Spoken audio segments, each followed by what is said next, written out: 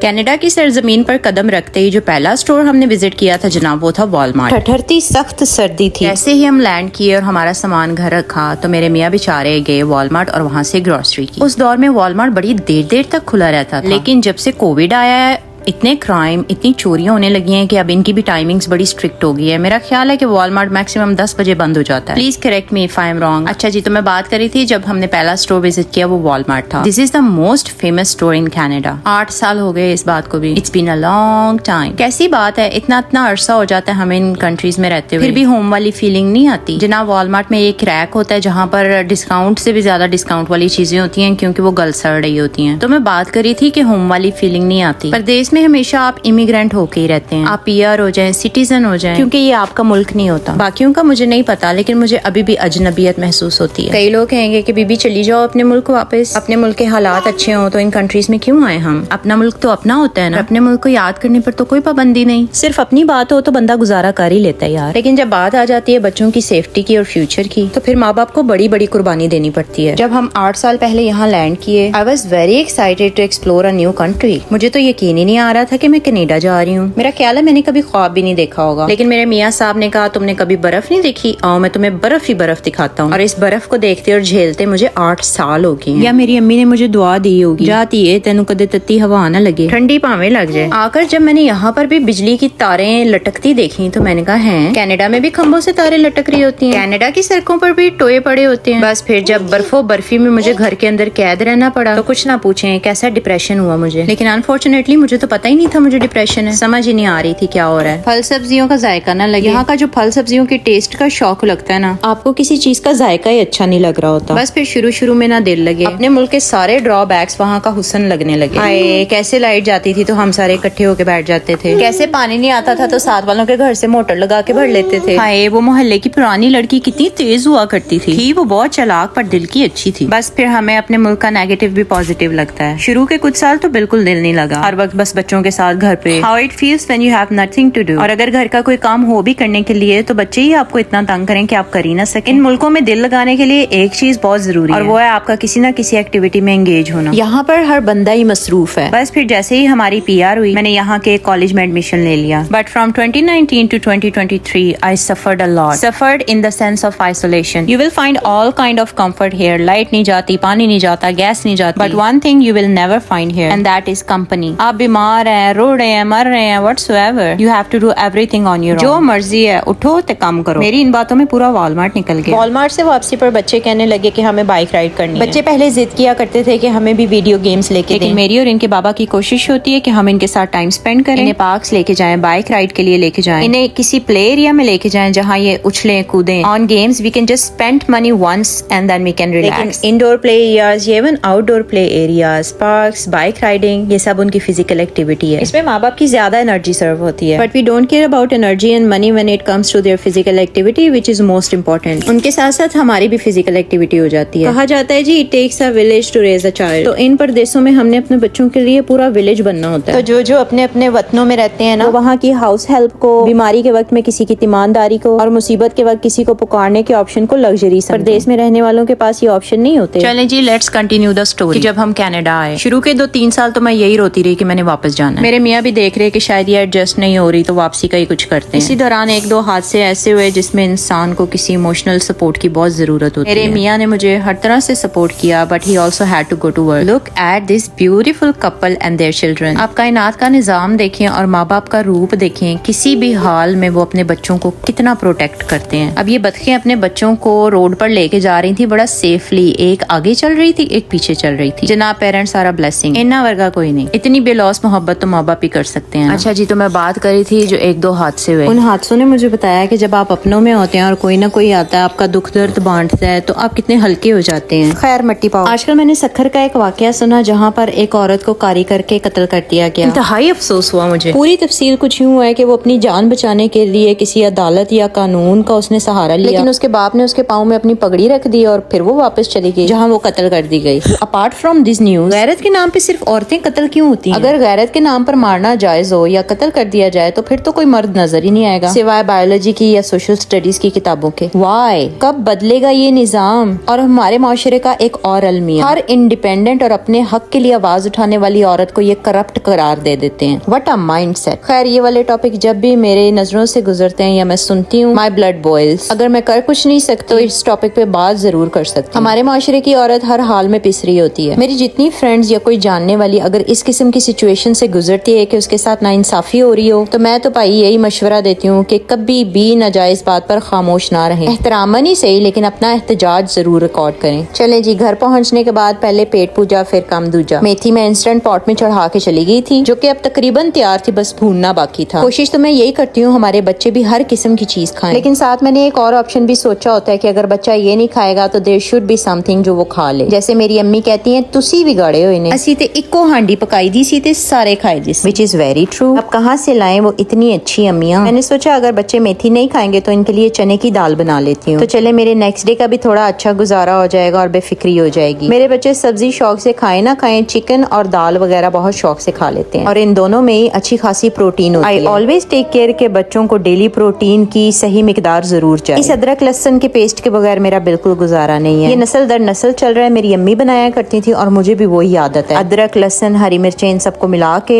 پیس لیتی ہوں اور میرا بڑا اچھے سے گزارا ہو جاتا ہے. بہت اچھے دن گزر جاتے ہیں، فٹافٹ کھانا بن جاتا ہے. اسپیشلی پڑھائی اور بچوں کی ذمہ داری کے ساتھ پھر کھانا بھی بالکل اسی وقت سب کچھ کاٹنا کرنا مجھے بہت مشکل لگتا ہے. اگر آپ کے پاس بہت فارغ ٹائم ہے تو تازہ کاٹ کے ڈالیں، لیکن میری طرح اگر آپ پڑھائیاں بھی کر رہے ہیں تو پھر اپنی سہولت ضرور کریں. آج کا ولاگ بس اتنا ہی. انشاءاللہ ملاقات ہوتی ہے آپ سے نیکسٹ ولاگ میں. تب تک کے لیے اپنا خیال رکھیں. اللہ حافظ.